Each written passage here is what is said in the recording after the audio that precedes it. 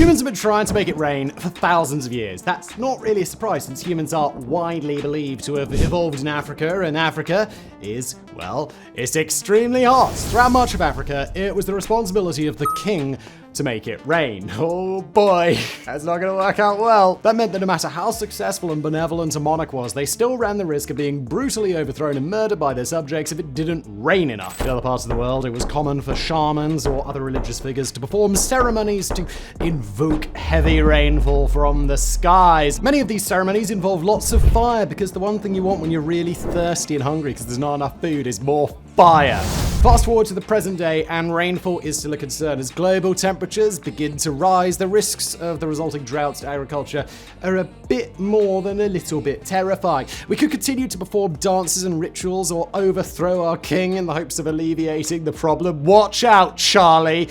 But there's no science that says any of that actually has a measurable effect on the amount of precipitation in an area. Shocking, we know.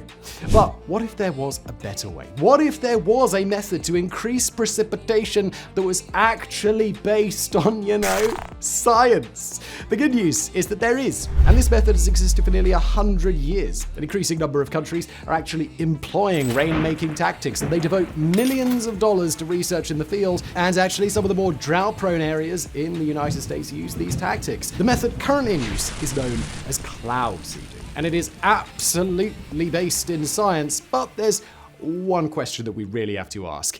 Is it actually based on good science?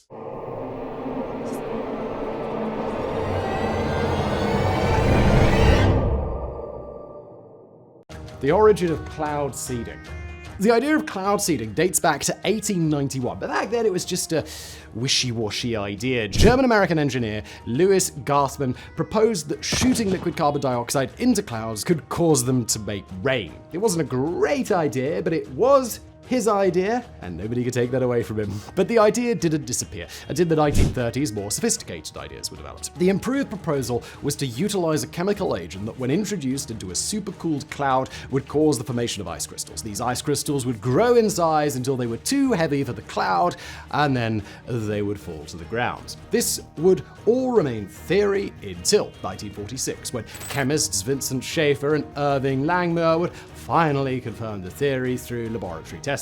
The two men were working at General Electric's research laboratory in New York. Schaefer wanted to experiment with introducing numerous different substances into a supercooled cloud, including table salt, talcum powder, and dust. It was a brand new theory, so everything was on the table, including dust. Unfortunately, the lab's deep freezer couldn't create a sufficiently supercooled cloud, so he wound up tossing a block of dry ice into the freezer to help lower the temperature. As soon as he did this, the ice crystals started to form. A month later, Schaefer's colleague, Dr. Bernard Vonnegut, made a huge improvement to the method. While looking through a book on basic chemistry, as PhDs are known for doing, just checking the basics, he realized that the lattice constant of ice was nearly identical to that of silver iodide. Because the physical construction of both crystals was so similar, he knew that silver iodide would be the perfect compound to use for cloud seeding. The silver iodide crystals could come into contact with water molecules, which would attach and convert it into crystalline ice molecules. Now,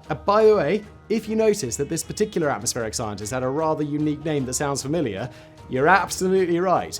Bernard was indeed the older brother of writer Kurt Vonnegut, and the substance, Ice 9, in his books Cat's Cradle, was directly inspired by Bernard's work with silver iodide cloud seeding. How about that for a fun fact? The laboratory tests were successful, so it was time to try it out in the real world. Because supercooled clouds were necessary for the technique, they headed out to the mountains, where they would try to increase snowfall.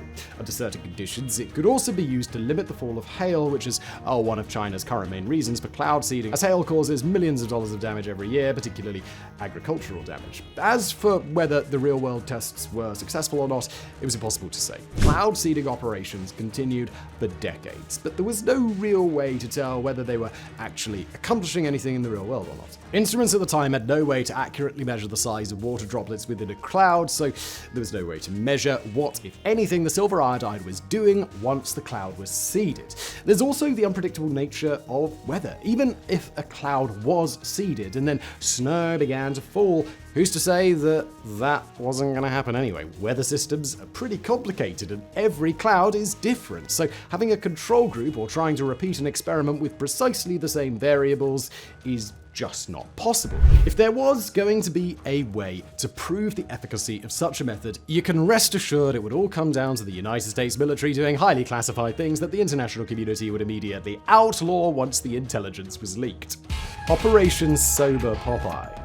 Operating under the slogan, "Make Mud Not War," Operation Sober Popeye was a secret weather control operation conducted during the Vietnam. The goal was to use cloud seeding to extend the monsoon season, thus disrupting the Vietnamese supply chain with landslides and soft, muddy roads. When the strategy was first proposed, the US Secretary of Defense was aware the scientific community might object to such an operation. He also told the president in a memo essentially, who gives a shit about what those lame old scientists say? Let's do this! The mission lasted for 5 years, an expense of $3 million per year. For up to 9 months each year during monsoon season, the military would send planes up to twice daily to seed the clouds in an attempt to increase rainfall. As for whether or not the plan actually worked, that depends entirely on who you ask. Some sources stated that the rainfall increased by 1 to 7 inches each year during Operation Popeye, while others state that there was no measurable difference. The truth is, we don't really know. No scientific measurements were taken during this operation. They just kept doing it in the hopes that maybe it was working out. However, it is often viewed as successful, and there's no question that the heavy rainfall disrupted the tactical logistics of the Vietnamese army. There's just the question as to whether or not the United States military had anything to do with that rain or not. Once the plan was finally made public, it sparked outrage. It resulted in the creation of the Environmental Modification Convention, an international treaty that outlawed weather modification for the purposes of war. Now, outlawing something that may not have even been successful in the first place may seem silly, but since this was hardly the first military effort into weather control, it was probably for the best that they nipped this one in the bud. Unfortunately, it also meant that using military resources to confirm whether or not cloud seeding was working was now off the table, potentially hindering research for decades. Modern cloud seeding. Despite the unproven and difficult to measure effects of cloud seeding, the practice has remained common throughout the world since it first began in the 1940s. Initially, it was done with planes dropping silver iodide into clouds, and the focus was primarily on increasing snowfall. After all, snow eventually melts and turns into water, so that was just as good as making actual rain. In modern times, more compounds are being used than just silver iodide, some with the intent of creating actual rainfall rather than just snow. It doesn't necessarily rely on planes anymore either, as chimneys can be used to puff out the particles that can then be swept up by winds directly into the clouds. It's not necessarily a more efficient solution, as there's less control over where the seeding compounds will wind up, but it's definitely a lazier solution, which is, the premise behind almost all human innovation. But thanks to the invention of drones, we now have the best of both worlds, as a technician can deploy the chemicals with pinpoint accuracy without ever getting off the couch. Still, despite over 70 years of cloud seeding, there still wasn't evidence that it was actually doing what it was hoped. It seemed to be based on good science, and the lab tests were repeatable. But Earth's sky isn't a laboratory, so we couldn't be positive that something else wasn't disrupting the process that was believed to be taking place. Then, in 2018, we finally got the answer. Newer, more powerful instruments had been invented that atmospheric scientist Katja Friedrich believed could reveal once and for all what, if anything, was actually taking place. Thanks to funding from the National Science Foundation and Idaho Power, Katja and her team traveled to the southwest mountains of Idaho, armed with a pair of high-powered radars that could detect droplets of water in a cloud that were only a few microns wide. All they had to do was wait for some supercooled clouds that they could experiment on to appear. Once those clouds arrived, it was time to deploy the silver iodide and take measurements. At first, it was nothing. The droplets of water in the clouds were too small for even these radars to detect. Then the lines of larger droplets began to appear on the radar, perfectly matching the zigzag pattern that the plane had flown in. Within a couple of hours, these tiny particles had grown to 8 millimeters in diameter, large enough to fall to the ground. It was an exciting day, especially for all the cloud seeding companies that had been regarded by many as peddling snake oil and pseudoscience for decades. There was clear confirmation that cloud seeding could induce snowfall in supercool clouds. Unfortunately, there still wasn't any indication of whether or not it resulted in enough of an increase in snowfall to actually make any meaningful difference in terms of the water supply, but it was still a big win. The future of cloud seeding.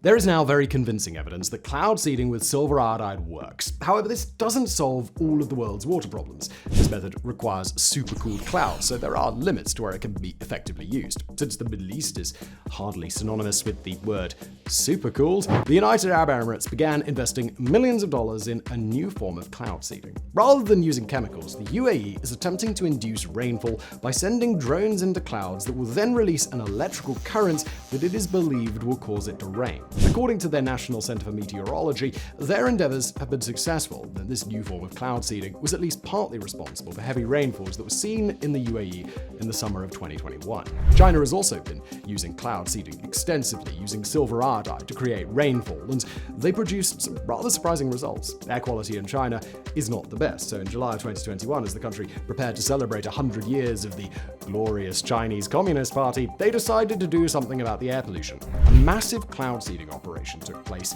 for hours leading up to the start of the ceremony, and the results were pretty astounding. The number of air pollutants fell by over 2/3, which upgraded the WHO's ranking of their air quality from moderate to good. This may only be a single data point, but that is a staggering drop in air pollution and something that we certainly hope is repeatable.